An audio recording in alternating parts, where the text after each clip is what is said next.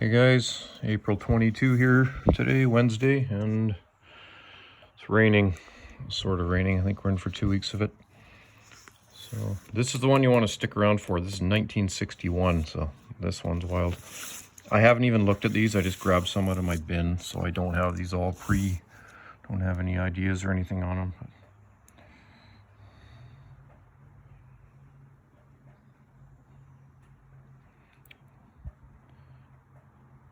It's too bad this Pacific tractor wasn't still doing this with all the logging equipment. They had the best flyers. They were absolutely rivaled Ritchie's, but plus these ones you got a price with them. Good information, really nice photos they did back then.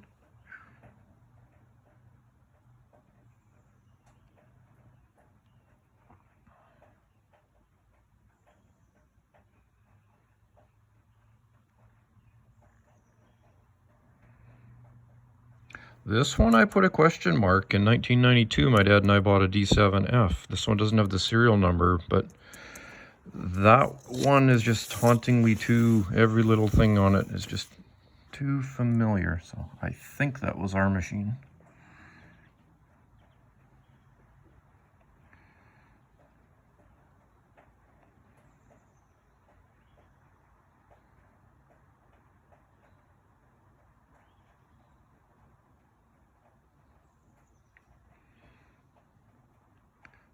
And the old 540, we had a 1974. They're not a dream machine. They got that ugly apron on the back. The hoods are goofy, they're too fiberglassy. The frames are weak, they break. Everything. They got 8-speed transmissions though, that is cool. They got lots of gears. The top 3 you'll never use.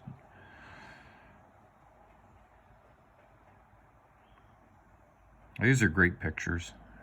All the equipment in action up in the woods.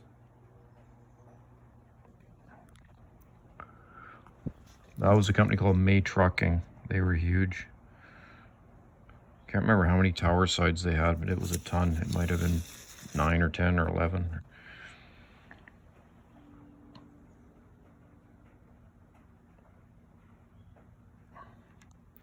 And I think I YouTubed that one. If you type that in the UH-172 log loader, I did one years ago in this area, and I'm sure it was that. It had one of those sliding lift cabs.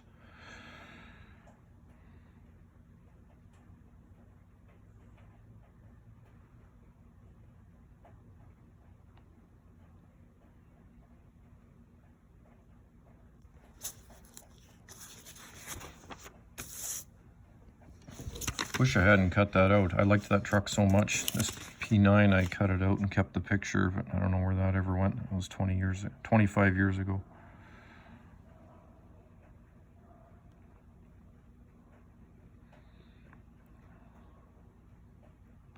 Just good looking off-highway trucks. Just the meanest looking things on wheels. Don't see them much anymore. This was back on the EX-1 series. These things was that was still a big deal. They were just coming in, first computer excavators, taking over from these UHOs.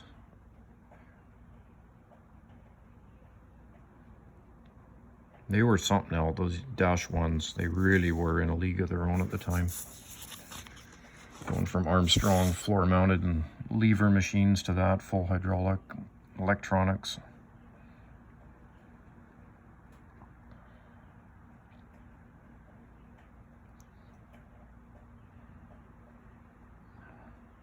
A not often seen color for an M4 or for a finning tank drill. Usually that Navy ship blue-green, the white cab. You know what? We're not going to get through it. Let's go back to 1961. And finning is the Caterpillar. I think it's worldwide known now. It started here in BC by a guy named Earl B. Finning. I actually been in the house that he built. His house he lived in. I won't say where it is, but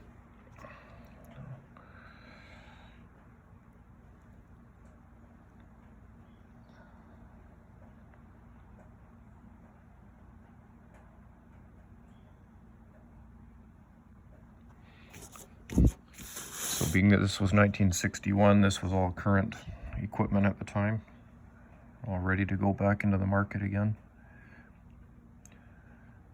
And if some of you guys aren't pausing this and looking at it and taking it all in, then you might be on the wrong channel, because this is stuff you're not going to see anywhere, this kind of history.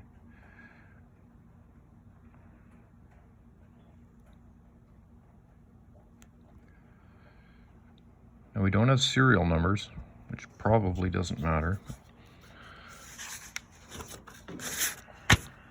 But we have prices and the years.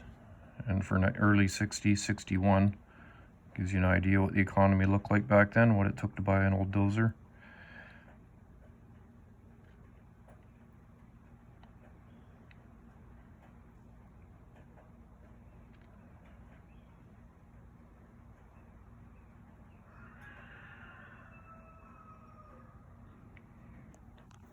And there must be none of this stuff around anymore.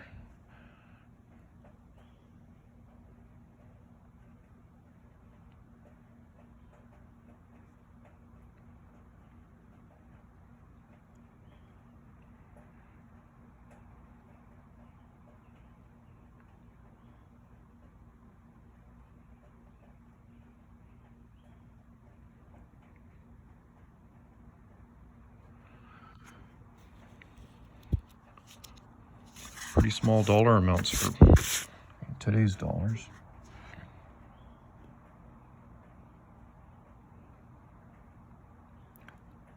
A lot of these would actually be worth this today in today's dollars if they were still around, even with another 40,000 hours on them.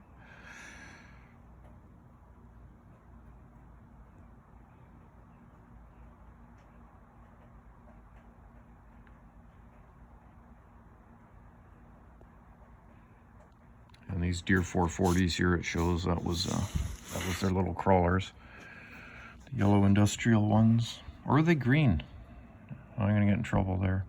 But later the 440 became known as the skidder. Rubber tired, their smallest one.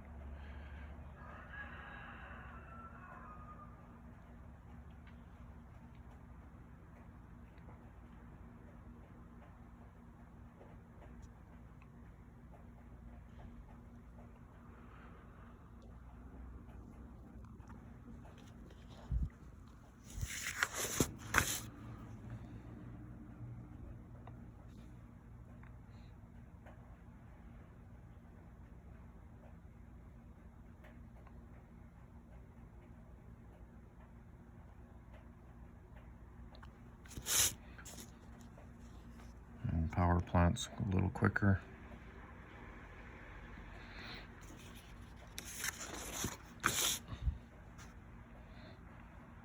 And a Jordan winch. That's small. Skadil BU15. That is small, small, small. I had a little Skadil BU50, which I've said 100 times.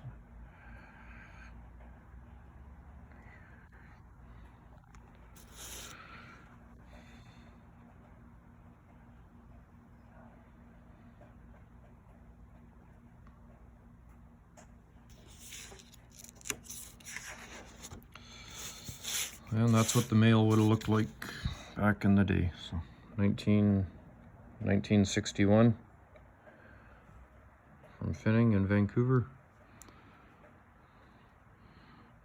It was to the Department of Highways, which is pretty official.